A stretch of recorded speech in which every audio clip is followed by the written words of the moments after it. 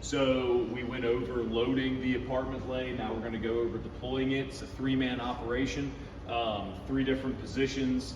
Lloyd will be the engineer position. Corey's going to be the backstep firefighter position, and I'll act as the officer position. So immediately we've identified that we have a fire location that is going to exceed, or we expect it to exceed, our 200-foot pre-connect. We're automatically coming back here to the apartment lay. So we make that call out. Lloyd is the engineer. He's going to go ahead and hop up into the LVH bed, because his responsibility is going to be handing down first our red 100-foot fire attack bundle to the officer, and then he will hand down a green 100-foot supply bundle. Flip that so the nozzle's on the bottom. There you go. And then he'll hand off one 100-foot green supply bundle, and then also our 2.5-inch nozzle. So he hands that down to me, and now I have our fire attack bundle shoulder loaded, and I will proceed to the fire location. And then our backstepper here, Corey, he's going to go ahead and get a supply bundle loaded onto his shoulder, and then Lloyd will hand him down the nozzle. And now, just like this, we proceed to wherever our fire location is. Which, for this scenario, we're going to say the fire is just beyond this door. So the short stretch to simulate this, obviously we would normally be either up a couple stories, or we'd be a couple 100 feet away from the truck by this point. The officer position, I only have 2 commands that I will call out to the backstepper. I'm either going to say drop, or I'm going to say 2.5. If I say drop, it's because I've located where I believe the fire is, I see fire, or whatever the case may be. And when I say drop, I'm directing him to proceed to right where I was, drop his 2.5, and drop his supply bundle, and we'll go ahead and begin to make our connections. If I locate the fire and I realize this is a much larger fire than what we can handle with an 1 3/4, my other command would be 2.5. In which case we both would shed our shoulder packs, and we would just continue to dry stretch the 2.5 to the fire, and obviously get a little bit extra so that we have some for additional stretching into the structure. So for this scenario, we're going to go ahead and say the fire is just beyond this door, so I went ahead and called for a drop. I would proceed to the fire location and drop my bundle. Now, while I'm going to be disconnecting my bundle, I will be back stretching to Corey. Corey's next step that he has to do is make his connection to the nozzle prior to disconnecting his blue straps. That's going to allow it to just stay a lot neater, a lot cleaner.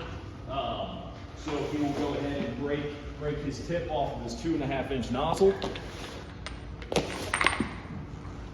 And then he goes ahead and he makes his connection. Might help to have the bail open too. It can help to have the bail open, that way you can spin it a little bit freer. This nozzle tip, if you want to put this in your pocket, you can, or if you just want it to roll off to the side, whatever, you can worry about it later. Once he makes his connection, he will go ahead and break both blue straps. And I'm pretty much doing the exact same thing up here. So I drop my shoulder load and I take just a quick second to make sure that it's straightened. And then I will pop my straps.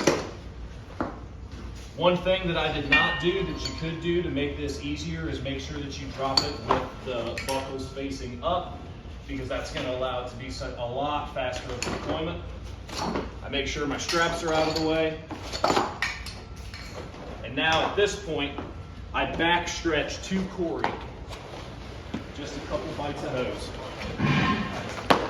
Now, Corey and I are at this point. Now we proceed just like a standard fire attack. So our backstepper is going to be going to the nozzle, and then I come back here and connect my fire attack bundle to our supply bundle. Corey will dress up the front 100 feet. And if I moved faster, then I can just very simply dress up this back 100 with supply.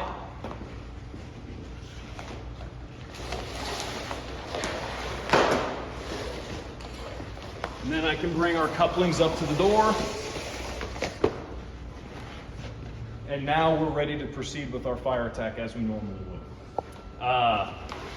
Lloyd, as the engineer, would continue pulling 2.5 off of the truck until he reaches a coupling. When he reaches a coupling and our forward progress has stopped, he will break his connection. Then he will hook up to our rear discharge, count the 2.5 sections that we have in play, and then charge the line to the adequate pressure. So just a quick review, 3 positions. The engineer is going to be up in the LVH bed initially, and he will hand the fire attack bundle to the officer.